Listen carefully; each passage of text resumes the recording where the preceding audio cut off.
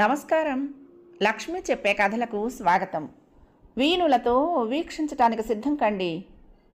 ప్రియ సాకులు, ఇప్పుడు మనం ప్రముఖ రచయిత్రి శ్రీమతి అత్తలూరి విజయలక్ష్మి గారు రచించిన అర్చన ధారావాహిక నుండి 6వ భాగం వినేద్దామండి. గేటు శబ్దం. నమస్కారం అండి అనే స్వరం వినిపించింది. అర్చన గదిలో నుంచి బయటకు వచ్చి చూసింది. ఎవరు బాబు నువ్వు? నేను అర్చన క్లాస్మేట్ని. అర్చన ఫస్ట్ క్లాసులో పాస్ అయిందని చెప్పి వెళ్దామని వచ్చాను, తడబడుతున్న స్వరంతో అన్నాడు వేణు. అలాగా, మంచిది, థ్యాంక్స్. చెప్పావుగా, గంభీరంగా అన్నాడు ఆయన. ఒకసారి తనను కలవచ్చా? అర్చన వెంటనే గుమ్మం దగ్గరికి వచ్చింది. వేణు వైపు ఆశ్చర్యంగా చూసింది. ఆమెను చూడగానే అతనికి ధైర్యం వచ్చింది. హలో అర్చన, నువ్వు ఫస్ట్ క్లాసులో పాస్ అయ్యావు, కాంగ్రాట్స్ అన్నాడు. వేణు వికసించిన మొహంతో ఆనందరావు వైపు చూశాడు. అది గమనించిన అర్చన తండ్రితో, నాన్న, ఇతను వేణు, నా స్నేహితుడు, నా శ్రేయోభిలాషి అంది. ఆయన ఒక్కసారి వేణుని ఎగాదిగా చూసి సన్నగా నిట్టూర్చి వెళ్ళు లోపలికి అన్నట్లు చేత్తో సైగ చేశాడు. వేణు ఆయన వైపు కృతజ్ఞతగా చూసి లోపలికి వెళ్ళాడు. అర్చన తన గదిలోకి దారి తీసింది. ఆమెను అనుసరించాడు వేణు. ఆమె క్లాస్ పుస్తకాలు 2 అరల్లో, ఒక అరలో ఇంగ్లీషు తెలుగు నవలలున్నాయి. ఒక ర్యాక్ మీద చిన్న 2-in-1 ఉంది. పక్కనే ఒక టేబుల్, దాని మీద టేబుల్ లైటు, 2 గోడ్రేజ్ కుర్చీలు, మంచానికి వెనక వైపు కిటికీ, దానికి దోమలు రాకుండా మెష్ అమర్చుంది. దోమ తెర పైకి మడిచుంది. మంచం మీద ఉన్న తరగడ మీద ఏదో ఇంగ్లీష్ పుస్తకం సగం చదివి మూసినట్లుగా, చదివినంత వరకు పేజీలకు చిన్న కాగితం గుర్తుగా పెట్టుంది. నిశితంగా గదిని గమనిస్తూ నిల్చున్న వేణుకి కుర్చీ చూపించి కూర్చో అంది అర్చన. అతను కుర్చీలో కూర్చున్నాడు. విరబోసుకున్న జుట్టు ముడేసుకుంటూ అర్చన మంచం మీద ఓ పక్కగా కూర్చుంది. కొద్ది క్షణాలు ఇద్దరి మధ్య మౌనం రాజ్యం చేసింది. అతను ఎందుకు వచ్చాడో ఊహించడానికి ప్రయత్నిస్తోంది అర్చన. అతను పరీక్షలు అవ్వగానే ఊరెళ్ళిపోయాడు. వెళ్లే ముందు తనని కలిశాడు. ఆ రోజు గుర్తొచ్చింది. అప్పుడు వేణుని అలా అవమానించినందుకైనా తనకు భగవంతుడు ఇంతటి ఘోరమైన శిక్ష వేశాడు అనిపించింది. కళ్ళల్లో నీళ్లు తిరుగుతూ ఉంటే చప్పున కింద పడిన కాగితం తీసే నెపంతో వంగి చెంగుతో కళ్ళు తుడుచుకుని సరిగ్గా కూర్చుంది. పోనీ కనీసం ఇతనైనా వచ్చాడు. ప్రాణ స్నేహితురాలు అనుకున్న వాళ్ళు తన మొహం కూడా చూడలేదు. ప్రస్తుతం అతని రాక ఆమెకు కొంచెం ఊరటను కలిగించింది. కాలేజీ సంగతులు తెలుసుకోవచ్చు అనుకుంది. ఆ రిజల్ట్స్ కూడా చూసుకోవాలన్న ధ్యాస లేదు. ఆ విషయమే మర్చిపోయింది. పాపం ప్రత్యేకంగా వచ్చి శుభవార్త వినిపించాడు. ఎలా ఉన్నావు వేణు? మీ పేరెంట్స్ బాగున్నారా అడిగింది మృదువుగా. అందరూ బాగున్నారు అర్చన, నేను కూడా ఫస్ట్ క్లాసులో పాస్ అయ్యాను చెప్పాడు. కంగ్రాట్స్ వేణు. కాసేపు మళ్ళీ మౌనం. ఊరు నుండి వస్తూనే జరిగిన దారుణం తెలిసింది అర్చన అన్నాడు బాధగా. ఆమె మాట్లాడలేదు. పరామర్శించడానికి వచ్చాడనమాట. వేణుకి ఆమె ఏదన్నా మాట్లాడితే బాగుండనిపించింది. నువ్వు వాళ్ళ మీద కేసు పెట్టడం మంచిదైంది, చాలా మంచి పని చేశావు. ఎంతవరకు వచ్చింది మళ్ళీ అడిగాడు. అర్చన నిట్టూర్చింది. సాక్ష్యాలు కావాలట. ఏం సాక్ష్యాలు చూపించాలి? అతన్ని ఏమీ చేయలేకపోయారు. ఈ సమాజాన్ని రాజకీయం శాసిస్తోంది. ఆమె స్వరం కొద్దిగా వణికింది. అది కాదు అర్చన, అసలు వాడిని నమ్మి ఒక్కదానివే కాఫీకి ఎందుకు వెళ్ళావు అన్నాడు. కాఫీకి వెళ్ళటం ఏంటి అయోమయంగా అడిగింది. కాఫీకి ఆహ్వానించాటగా. ఓ గాడ్, అసలు విషయానికి చాలా రంగులు పూస్తున్నారన్నమాట. అది నిజం కాదు. వాడు సారీ చెప్పిన మాట నిజం. ఇప్పటి నుండి నన్ను నీ బ్రదర్ అనుకో అనటం నిజం. కానీ తన బర్త్డే అని నన్ను, నీలిమను, మరొకిద్దరిని కూడా వాళ్ళ ఇంటికి పార్టీకి పిలిచాడు. నేను నీలిమ బయలుదేరాం. దాదాపు వాళ్ళ ఇంటి దాకా వెళ్ళాక నీలిమకి ఏదో హెల్త్ ప్రాబ్లం వచ్చింది. తప్పని పరిస్థితుల్లో తను వెనక్కి వెళ్లాల్సి వచ్చింది. అంత దూరం వెళ్ళాం కదా అని నేను జస్ట్ విష్ చేసి వెళ్ళిపోదామని వెళ్ళాను. కానీ వాడు పెద్ద ప్లాన్ వేశాడని నాకు తెలీదు. తెలియక ఇరుక్కుపోయాను అంది. ఎంత దుర్మార్గం! కానీ జనం వేరే అనుకుంటున్నారు.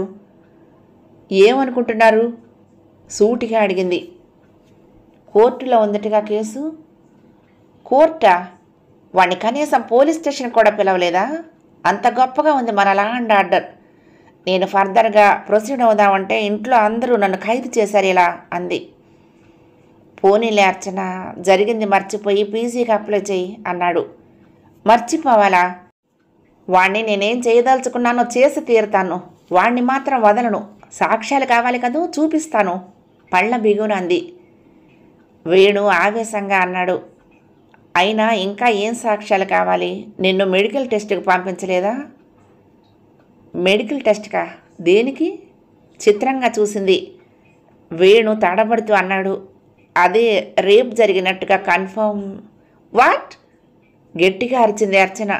రేప్ జరిగిందని ఎవరు చెప్పారు? వేణు బెత్తరపోయి చూశాడు. అర్చన అరిచినట్టుగా అంది. Non sense! మీరంతా చదువుకుంటున్నారా, గాడిదలు కాస్తున్నారా? చూడు, మళ్ళీ చెప్తున్నాను, నన్ను ఎవరూ రేప్ చేయలేదు. ఓన్లీ కిడ్నాప్ చేశారు. అండర్స్టాండ్? లోపల నుండి సావిత్రి, వాకిట్లో నుంచి ఆనందరావు అర్చన అరుపుకు పరిగెత్తుకుంటూ వచ్చారు. సావిత్రి తీవ్రంగా అంది. ఎందుకలా అరుస్తావు? జరిగిన అల్లరి చాలేదా? ఎందుకే మా బతుకులు బజాన పడేస్తావు? అమ్మా, తీవ్రంగా పిలిచింది అర్చన. నేనేదో అపరాధం చేసినట్టు మండిపడుతున్నావు. ఆ వెధవకి ఒళ్ళు బలిసి తనేదో పెద్ద లీడర్నని అందరూ తెలుసుకోవాలని కిడ్నాప్ చేశాడు. మోసంతో చేశాడు. వాడికి నన్ను రేప్ చేసే దమ్ముందా? ఒక్కరోజు వాడెక్కడో దాచేస్తే అడ్డమైన వాళ్ళు నేను రేప్ చేయబడ్డానని వాగుతూ ఉంటే నోరు మూసుకొని ఊరుకోవాలా? నెవ్వర్. ఊరుకోక ఏం చేయగలం తల్లి? బాధగా అన్నాడు ఆనందరావు. ఆయనకు కూతురంటే ప్రాణం, కానీ సంప్రదాయాలన్నా ప్రాణమే. పరువు ప్రతిష్ఠ అంటే మరీ ప్రాణం. అందుకే ఏ ప్రాణం ఎలా నిలుపుకోవాలో అర్థం కాక నిస్సహాయంగా ఉండిపోయాడు. ఆయన మనసులోని ఆవేదన అర్థం కాని అర్చన మండిపడుతూ, ఊరుకోనన్నా, నడి రోడ్డు మీద నిలబడి అందరినీ పిలిచి ఏం జరిగిందో, ఎందుకో అలా జరిగిందో చెప్తాను, అందరి నోళ్ళు మూయిస్తాను అంది. ఉద్ధరించావు కానీ నోరు మూయి. జరిగింది చాలు. వెంటనే ఈ ఊరు నుంచి వెళ్ళిపోదాం. బాబు, నువ్వు పరామర్శించింది చాలు. ఇక వెళ్ళు నాయనా, మమ్మల్ని ఇలా బాతకని 2 చేతులు ఎత్తి నమస్కరిస్తూ అంది. వేణు ఏదో చెప్పబోయి ఇది సమయం కాదని అర్థం చేసుకున్నాడు. మౌనంగా వెనక్కు తిరిగి, మీకేదైనా సాయం కావాలంటే నేను ఉన్నానండి. అర్చనకు పీజీకి అప్లై చేయడానికి అప్లికేషన్ తెస్తాను, తనను చదివించండి అన్నాడు ఆనందరావుతో నెమ్మదిగా. అర్చన తీవ్రంగా అంది. వేణు, చాలు.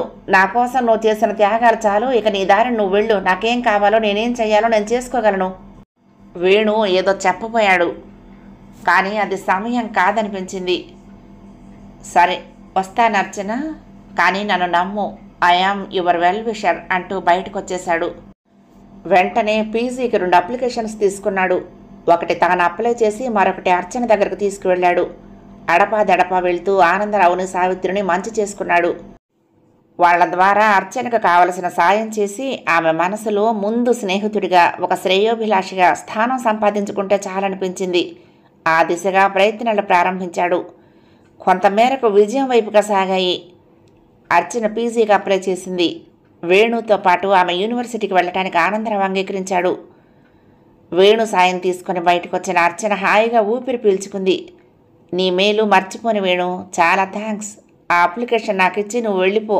నేను ఒక్కదాన్ని వెళ్ళగలను యూనివర్సిటీకి అంది బండి తీసుకుని బయటికి రాగానే. వద్దర్చన, నన్ను నమ్మి మీ ఫాదర్ పంపించారు. నేను ఇలా మధ్యలో వదిలేసి వెళ్తే ఏదైనా జరిగితే నా గురించి ఏమనుకుంటారు అన్నాడు. నాన్సెన్స్. పదే పదే నేను మోసపోవటానికి నేనేమన్నా వెరిదానిలా కనిపిస్తున్నానా? I know what to do అంది. కానీ Archana, Venu please leave me alone. ఆమె స్వరంలోని శాసింపుకు వేణు ఏం మాట్లాడలేదు. సరే అంటూ తన దారిని తాను వెళ్ళిపోయాడు. కానీ ఆమెకు తెలియకుండా ఆమెను అనుసరించాడు. అర్చన యూనివర్సిటీ వైపు కాకుండా పోలీస్ స్టేషన్ వైపు వెళ్ళటం గమనించి తాను కూడా అటే వెళ్ళాడు. అర్చన నేరుగా లోపలికి వెళ్ళి ఇన్స్పెక్టర్తో దెబ్బలాడింది. నాగరాజును ఎందుకు అరెస్ట్ చేయలేదని అతన్ని బెదిరించింది. అతడు చాలా పవర్ఫుల్ మేడం, అతని మీద యాక్షన్ తీసుకుంటే మా ఉద్యోగాలు పడతాయి. ప్లీజ్ జరిగింది మర్చిపోండి. కావాలంటే మీకు అతని నుంచి నష్టపరిహారం ఇప్పిస్తాం అన్నాడు ఇన్స్పెక్టర్. అర్చన మండిపడింది. డబ్బుతో అన్నీ కొనొచ్చని భ్రమపడకండి. నాకు తెలుసు అతనికి శిక్ష పడేలా ఏం చెయ్యాలో, ఎలా చెయ్యాలో అంటూ బయటకు వచ్చేసింది. అక్కడి నుండి యూనివర్సిటీకి వెళ్ళింది. వేణు మాత్రం నేరుగా తన రూమ్కి వెళ్ళిపోయాడు. చక్రవర్తి ఏవో అప్లికేషన్లు రాస్తున్నాడు. ఏమిట్రావి అడిగాడు వేణు. బ్యాంక్ ఎగ్జామ్స్ రాస్తున్నాను. నా పెళ్ళి మాధవ్తో సెటిల్ అయింది అన్నాడు చక్రవర్తి. బ్యాంక్ ఎగ్జామ్సా? అవునరా, పెళ్లి చేసుకుంటున్నానుగా. ఉద్యోగం ఉండాలి కదా, పురుష లక్షణం అంటూ నవ్వాడు. వేణు నవ్వలేదు, సీరియస్గా అడిగాడు. ఎప్పుడు ఎగ్జామ్స్? 2 నెలల్లో ఉంటాయి. ఏం నువ్వు రాస్తావా అడిగాడు చక్రవర్తి. వేణు చక్రవర్తి దగ్గరగా వచ్చే అప్లికేషన్ చూస్తూ ఒకటే తెచ్చావా అని అడిగాడు. లేదు 2 తెచ్చాను, ఫిలప్ చేయటంలో ఏదైనా పొరపాటు జరిగితే ఇంకోటి ఉంటుంది కదా అని. అయితే అది నాకు ఇచ్చేయి, నేను రాస్తాను. నీ తలకాయ, డోంట్ బీ సిల్లీ, నీకేం అవసరం ఇప్పుడు, చక్కగా చదువుకో, సివిల్స్కి ప్రిపేర్ అవ్వు అన్నాడు చక్రవర్తి. నో చక్రవర్తి, నేను కూడా బ్యాంక్ ఎగ్జామ్స్ రాస్తాను. ఎందుకంటే నేను అర్చనను పెళ్లి చేసుకుంటాను, అందుకు నాకు ఉద్యోగం కావాలి కదా. వాట్? దిగ్భ్రాంతిగా చూశాడు చక్రవర్తి. నీకేమైనా మర్చిపోయిందా? ఏం మాట్లాడుతున్నావు? వేణు స్థిరంగా అన్నాడు.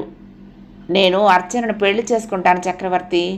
తనకు చాలా ద్రోహం జరిగింది, అదే ఆలోచిస్తూ తను పిచ్చిదవుతోంది. ఆ సంఘటన మర్చిపోయి తను మామూలు మనిషి అవ్వాలంటే తను నేను అర్జెంటుగా పెళ్లి చేసుకోవాలి, అంతే. పిచ్చి పిచ్చి ఆలోచనలు చేయకు వేణు. ఆమె కోసం నీ కెరియర్ పాడు చేసుకుంటావా? అయినా నీకు ఇదేం పిచ్చిరా?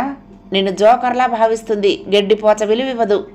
అలాంటిది ఆమె మీద నీకెందుకంత వ్యామోహం? వ్యామోహం కాదు చక్రవర్తి, పిచ్చి, ప్రేమ, వెర్రి, ఏదైనా అను. నాకు ఆమె కావాలి, అంతే. ఇలా ఇవ్వ అప్లికేషన్. టేబుల్ మీద ఉన్న అప్లికేషన్ లాక్కున్నాడు. వేణు, నీ మీద మీ పేరెంట్స్ చాలా ఆశలు పెట్టుకున్నారా? వాళ్ళ ఆశలు వమ్ము చేయటం ధర్మం కాదు, అది కూడా ఆఫ్టర్ ఆల్ ఒక అమ్మాయి కోసం. నీకు తెలియదు వేణు, అర్చన నిన్ను పెళ్లి చేసుకోవటానికి ఒప్పుకోదు. ఆడది తన వెంట పడే మగాడిని ఒక క్రీచర్లా చూస్తుంది. అందులో నువ్వంటే మరీ చిన్న చూపు ఆమెకు. అటు ప్రేమ ఇటు గౌరవం లేని ఆమెను పెళ్లి చేసుకోవాలన్న ఆలోచన కరెక్ట్ కాదు, నా మాట విను. వేణు శాంతంగా చక్రవర్తి మొహంలోకి చూస్తూ అన్నాడు. చక్రవర్తి, తెరిచి ఉన్న తలుపుల్లో నుంచి లోపలికి వెళ్ళటంలో థ్రిల్ లేదు, తలుపులు తెరుచుకుని వెళ్ళటంలోనే థ్రిల్ ఉంది. నేను తప్పకుండా అనుకున్నది సాధిస్తాను. ఇక కెరియర్ అంటావా? ఒక ఐఏఎస్ ఆఫీసర్, ఒక బ్యాంక్ ఆఫీసర్ జీతంలో పెద్ద తేడా ఉండదు. అయినా నా పర్సనాలిటీ ఐఏఎస్లకి ఐపీఎస్లకి సరిపోదులే, అర్చనను చదివిస్తాను చెప్పాడు. వెర్రి కుదిరింది, రోకల తలకు చుట్టబడినట్ట నీలాంటి వాడే వెనకటికి. వేణు మాట్లాడకుండా మౌనంగా అప్లికేషన్ ఫిలప్ చేయటం ప్రారంభించాడు.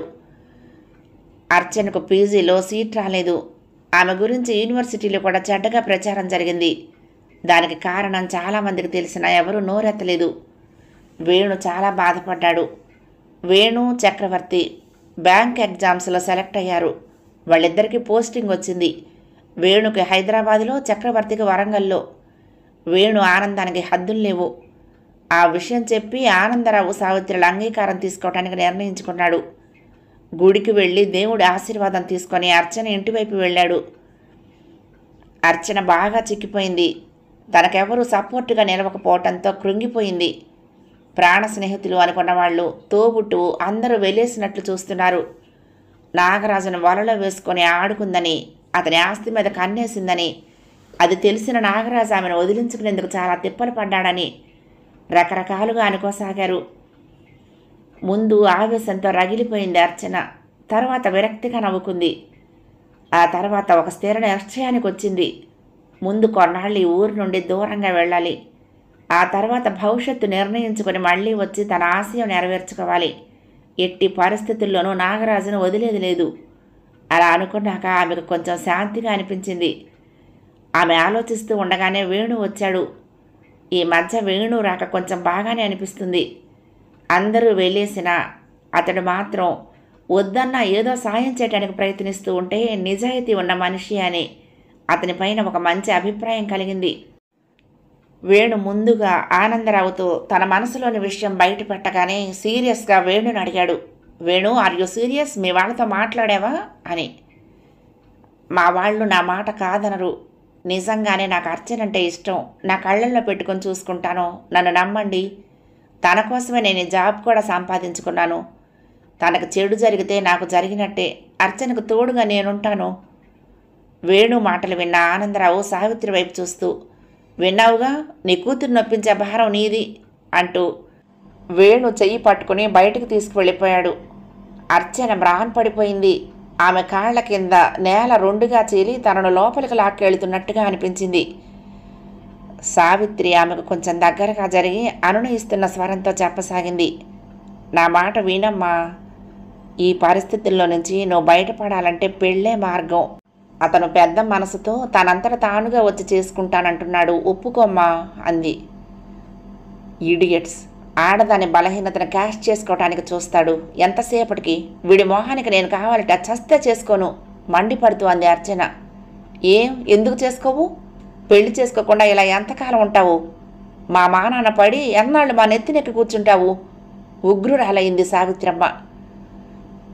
అదేంటమ్మా, నేను నీ కూతుర్ని ఎక్కడికి వెళ్తాను? ఆశ్చర్యంగా అడిగింది అర్చన. ఆమెకు తల్లి ఎందుకంత అఘాయిత్యం చేస్తుందో అర్థం కావటం లేదు. ఆ రోజు నుండి ఒకటే ఏడుపు గోల.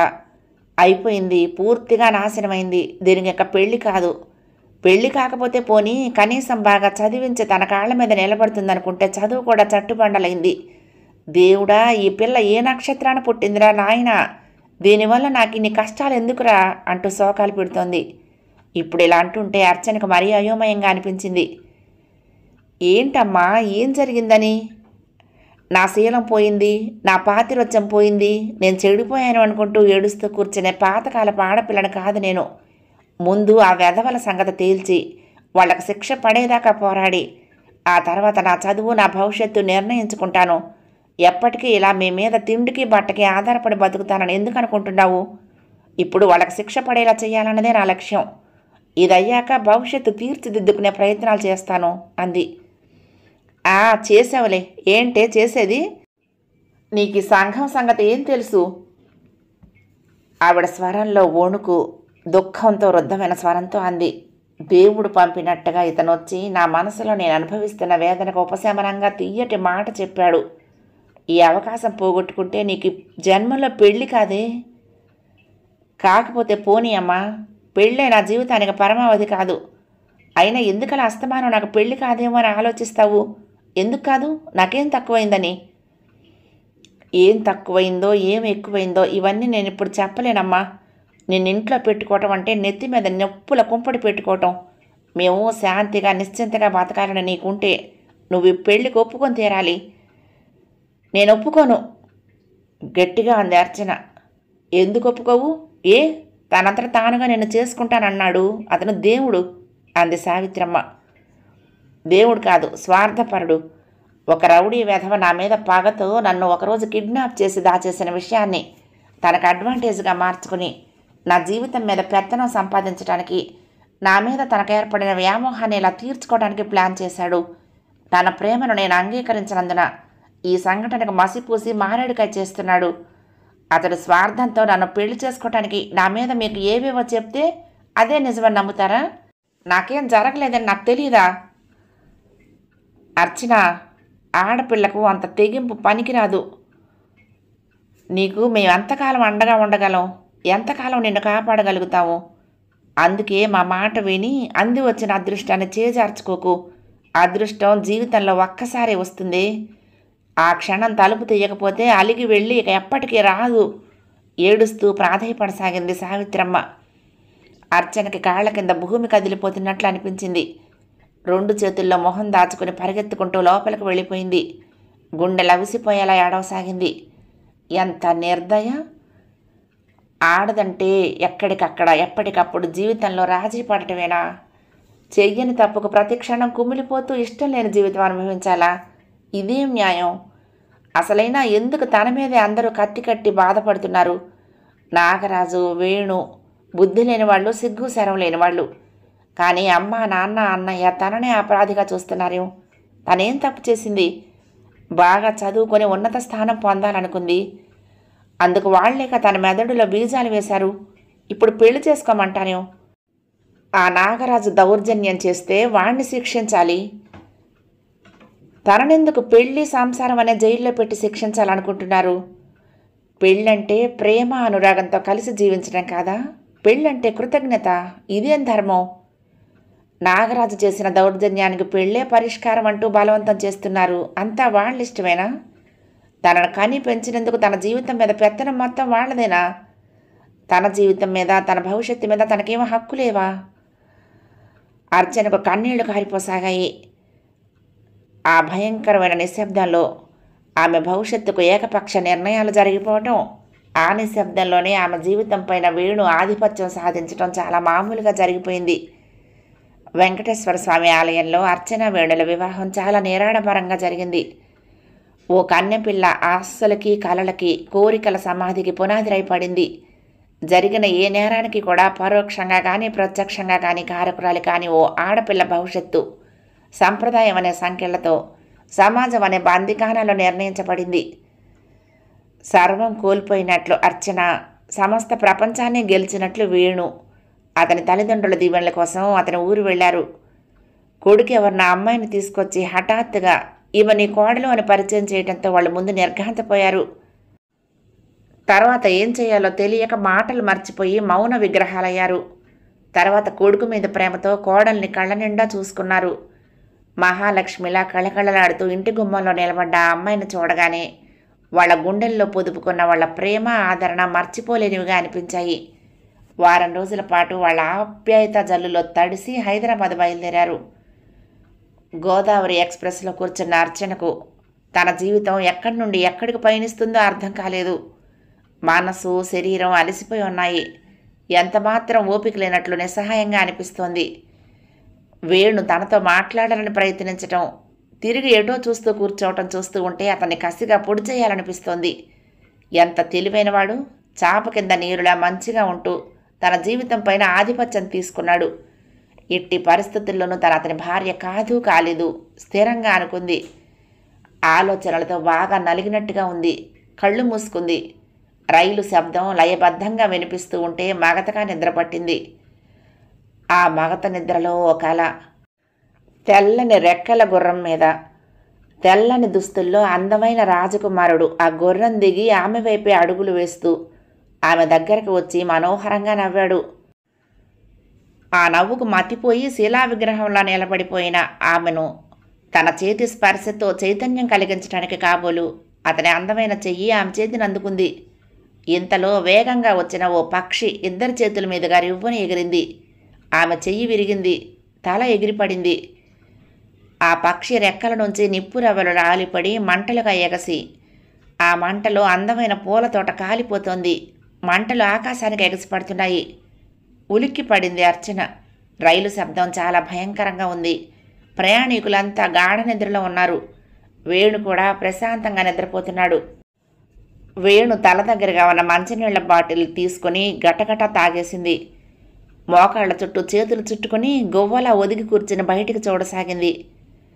ఈ కళ ఇంతకుముందు కూడా వచ్చింది. అతనెవరు? ఎందుకు అలా కలలోకి వస్తున్నాడు? ఆ వ్యక్తి ఎవరు? ఈ కళ దేనికి సంకేతం? కళలు మనోభావాలకు ప్రతీకలని అంటారు మానసిక విశ్లేషకులు.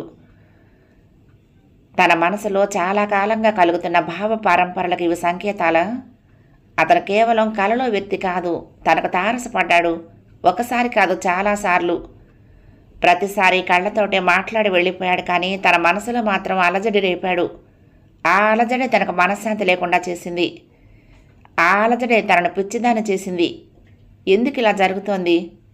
ఏమిటి ఆడదాని జీవితం? ఇప్పుడు తను మరొకరి భార్య. ఇష్టంగానో అయిష్టంగానో తనకు వివాహం అయింది. వివాహితురాలైన తను పరాయి పురుషుణ్ణి కలలో కూడా స్మరించుకోకూడదని కట్టుబాట్లలో ఉంది. కానీ ఇలా తరచూ వచ్చి కలలో కలవరపెట్టే వ్యక్తిని ఎలా మర్చిపోవటం? అసలు తనకు ఇష్టం లేని వ్యక్తితో ఈ పెళ్ళేంటి? ఈ ప్రయాణం ఏంటి? జీవితమంతా ఈ వ్యక్తితో కలిసి ప్రయాణించాలి.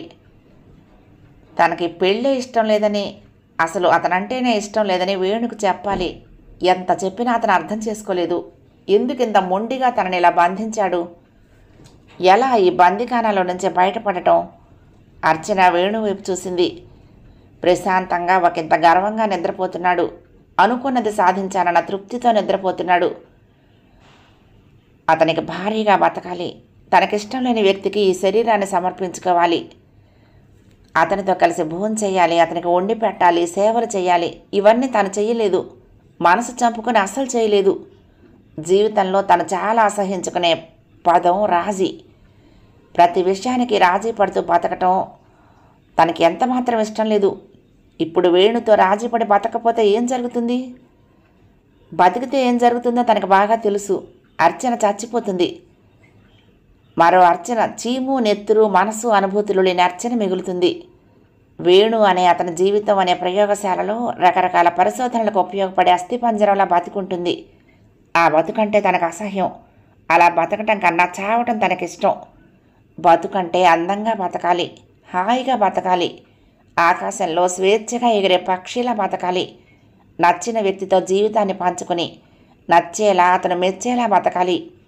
ఇక అలాంటి జీవితానికి అవకాశం పోయినట్టేనా? శాశ్వతంగా తాను ప్రేమించే అర్హత కోల్పోయిందా? ఆమెకు తెలియకుండానే ఆమె కళ్ళు వర్షిస్తున్నాయి. అతడెవరో, అతని పేరేంటో, ఎక్కడుంటాడో తెలుసుకోవాలని ఎంతో తప్పించింది, ప్రయత్నించింది కూడా పరీక్షలయ్యాక. ఆ విషయంలో చాలా సీరియస్గా వర్క్ చేద్దామనుకుంది. కానీ మనసే లేని ఓ కసాయి వ్యక్తి ప్రేమించానంటూ వెంటాడి వేటాడి తన జీవితానందాన్ని శాశ్వతంగా చిదిమేశాడు. అప్పటి నుండి మనసంతా గందరగోళం. ఏం చెయ్యాలో ఎలా చెయ్యాలో తెలియని అయోమయం.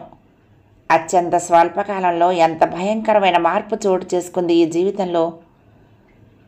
పేరైనా అడగలేదు, ఊరైనా అడగలేదు. మనసేమో అతన్ని విడిచి మరలి రాదాయే. చాలాసేపటికి తనను తాను నిగ్రహించుకుని కళ్ళు తుడుచుకొని సన్నగా వెక్కిళ్ళొస్తూ ఉంటే చీర చెంగడ్డం పెట్టుకొని ఆ రూపాన్ని కళ్ళ ముందు తెచ్చుకోవడానికి ప్రయత్నించింది. అతను కనిపించిన మొదటి రోజు అర్చన, అమల విశాఖపట్నంలో ఉన్న అత్యంత పెద్ద షాపింగ్ కాంప్లెక్స్కి వెళ్లారు. మర్నాడు అర్చన పుట్టినరోజు. అమల అర్చనకు మంచి బహుమతి కొనటానికి తీసుకెళ్ళింది. ఇద్దరూ కళ్ళు చెదిరే అందమైన రకరకాల బొమ్మలని, ఇంటీరియర్ డెకరేషన్కి పనికొచ్చే అలంకరణ వస్తువులను చూస్తూ నెమ్మదిగా నడుస్తున్నారు. అదిగో ఆ వాటర్ ఫౌంటైన్ తీసుకోనా? అమల ఆగిపోయి చేత్తో చూపించింది. అందమైన అమ్మాయి తడిసిన ఏకవస్త్రంతో వయ్యారంగా నిలబడి ఉంది. ఆమె చంకలో నీటి కుండ కొద్దిగా వంగి ఉంది. ఆ కుండలో నుంచి జారిపడుతున్న నీళ్లు తిరిగి ఫౌంటైన్లా చిమ్ముతూ రకరకాల కాంతుల్ని విరచిమ్ముతున్నాయి. ఆమె ఒక సరస్సులో నిలబడినట్లుగా ఎంతో సజీవంగా అందంగా ఉంది. చాలా బాగుంది కదూ? మిలమిల మెరుస్తున్న కళ్ళతో చూస్తూ ఆ బొమ్మ వైపు నడిచింది. ఎంత ఈ ఫౌంటైన్? సేల్స్ మ్యాన్ అడిగింది. దాని రేటు ట్యాగ్ ఉంది, చూడండి. మీరు చూస్తారా, నేను చూడనా? చివ్వును వెనక్కు తిరిగింది అర్చన. దాదాపు ఆమె భుజాన్ని ఆనుకుంటూ నిలబడి ఆ బొమ్మ వైపే చూస్తున్నాడు ఓ ఆజానబాహుడు. లేత రంగు నిలువు గీతల షర్టు, నల్లటి ప్యాంటులోకి టక్ చేశాడు. చామన ఛాయ, అందంగా ఉన్నాడు. అతని పెదవులపై విరిసి విరియని లేత చిరునవ్వు మెరుస్తోంది. కళ్ళెంతో విజ్ఞానదాయకంగా, తేజవంతంగా ఉన్నాయి. మంచి హోదా, అంతస్తు ఉన్న వ్యక్తిలా కనిపించాడు. రెప్ప వేయకుండా తన వైపు చూస్తున్న అర్చన వైపు హఠాత్తుగా చూపులు తిప్పాడు. ఇద్దరి చూపులు కలిశాయి. విశాలమైన అతని కళ్ళల్లో లిప్తపాటు మెరుపు కనిపించింది. చిన్నగా పలకరింపుగా నవ్వాడు. గుండె జల్లుమంది అర్చనకు. చటుక్కున చూపులు తిప్పుకుంది. అప్పటికే అమల ఆ బొమ్మకి ఖరీదు బేరం చేసి గిఫ్ట్ ప్యాక్ చేయిస్తోంది. అలాంటి బొమ్మ మరొకటి ఉందా? అతను అడిగాడు. సారీ సార్, అన్నీ ఒక్కొక్క పీస్ మాత్రమే వస్తాయి. ఇవన్నీ కొత్త పీసులు, శాంపిల్గా వస్తాయి. ఇదిగో ఈ బొమ్మ తీసుకోండి, కొంచెమే తేడా అంటూ మరొక బొమ్మ చూపించాడు. అందులో అమ్మాయి బదులుగా దేవతా వస్త్రాల్లో ఉన్న స్త్రీమూర్తి ఉంది. ఓహో, వద్దు, పోనీలే. తమాషాగా అర్చన వైపు చూసి అక్కడి నుండి ముందుకు నడిచి వెళ్ళిపోయాడు అతను. అతను వెళ్ళిన వైపే చూస్తూ బొమ్మలా నిలబడిపోయిన అర్చన భుజం మీద చెయ్యేసి, పద వెళ్దాం అంది అమల. ఉలిక్కి పడిన అర్చన ఇష్టంగా ఆమెను అనుసరించింది. మౌనంగా స్వప్నావస్థలో ఉన్నట్లుగా నడుస్తున్న అర్చనను చిత్రంగా చూస్తూ, ఏమైంది, ఇప్పటిదాకా బాగానే ఉన్నావుగా అంది అమల. ఏం లేదు, తడబాటుగా అంది అర్చన. ఏంటే, అతన్ని చూసి మనసు పారేసుకున్నావా? సరదాగా నవ్వింది అమల. అర్చన మొహం ఎర్రబడింది. అంత సిగ్గే ఏంటే బాబు, అంత నచ్చాడా అతను? నేను సరిగ్గా చూడలేదు. పద, ఓసారి వెనక్కి వెళ్ళి పరిశీలనగా చూసి ఊరు పేరు వివరాలు తెలుసుకుందాం అంది అమల. ఇంకా నయం, చాలే తెలివి, పద పోదాం. అర్చన పార్క్ చేసిన తన బండి వైపు నడిచింది. దారి పొడుగునా ఇంటికి వెళ్ళాక కూడా అనుక్షణం అతనే గుర్తుకొస్తూ అర్చనకు మనశ్శాంతి కరువైంది. అతనెక్కడో చూసినట్టుంది. ఎవరతను? బాబోయ్, ఎంత పదునైన చూపులు! సూటిగా గుండెల్లోకి దూసుకెళ్ళి అలజడి రేపాయి. ఎన్నడూ లేని అనుభూతులేవో ఈనాడు గుండెల్లో సందడి చేస్తున్నాయి. పదే పదే అతన్ని చూడాలనిపిస్తోంది. ఎక్కడో చూసినట్లు, చాలా పరిచితంగా, ఎంతో ఆత్మీయంగా అనిపిస్తున్నాడు. ఎంత బాగుంది అతడి నవ్వు, మన్మథ బాణంలా మరులు రేపుతూ. మగవాడి స్పర్శ చూపులతో తగిలినా భరించలేకపోయే తాను ఇవాళ అతని చూపుల జల్లులో ఇంతలా తడిసిందేంటి? ఎందుకు ఈ కలవరం? ఏమిటి పులకరం? ఏంటమ్మా అన్నం సరిగ్గా తినటం లేదేం? తల్లి ప్రశ్నకు ఆకలి లేదమ్మా అంటూ చేయి కడుక్కొని లేచి వెళ్ళిపోయింది అర్చన. మంచం మీద వాలగానే హఠాత్తుగా గుర్తొచ్చింది. అతనే ఇతను, నిత్యం తనని వెంటాడే కలలోని రాజకుమారుడు. అవును, అదే నవ్వు, అదే చూపు. అంటే ఇతను... అమ్మో, మరి ఆ రాక్షసుడెవరు?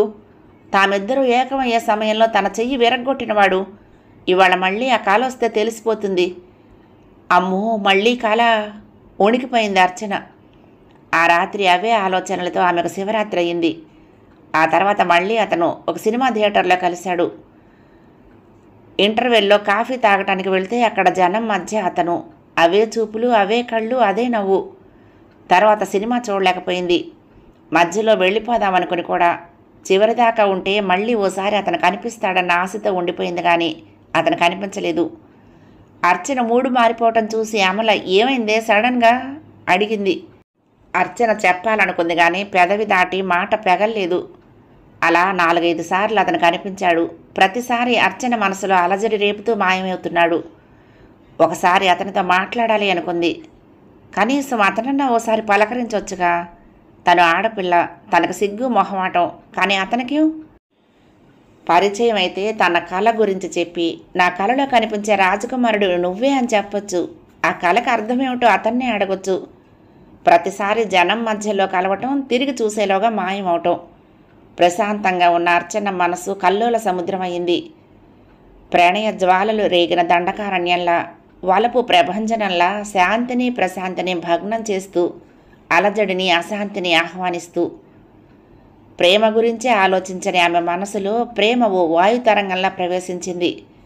ఇప్పుడెందుకో అందరూ ఆమె కంటికి మంచివాళ్ళుగా కనిపిస్తున్నారు. అతనెవరో తెలుసుకోవాలి, అతనితో స్నేహం చేయాలి, కబుర్లు చెప్పాలి, తన కలలు చెప్పాలి, ఆశయాలు చెప్పాలి, ఆశలు చెప్పాలి. పేరైనా అడగలేదు, ఊరైనా అడగలేదు. మనసేమో అతన్ని విడిచి మరలి రాదాయే. పెదాల మీద పాత ప్రేమ పాట లిపిదిద్దింది. అర్చన కోరుకున్నట్లు అతన్ని కలుసుకోలేదు. కాలం విషసర్పమై బుసకొట్టకపోయి ఉంటే కలుసుకునేదేమో. గుర్తు చేసుకుంటున్న అర్చన వెక్కిళ్ళు అణుచుకోవటానికి చాలా ప్రయత్నం చేయాల్సి వచ్చింది. రైలు శబ్దంలో కలిసిపోయి పైకి రాలేక గుండెల్లో మెల్లి చుట్టుకుని గింగిరాలు తిరుగుతూ ఉంటే అలాగే బెర్త్ మీదకు వాలిపోయింది. వేణుతో కలిసి హైదరాబాద్లో మల్కాజ్గిరిలో ఒక ఇండిపెండెంట్ పోర్షన్లో అర్చన కొత్త జీవితం ప్రారంభించింది. 6వ భాగం సమాప్తం.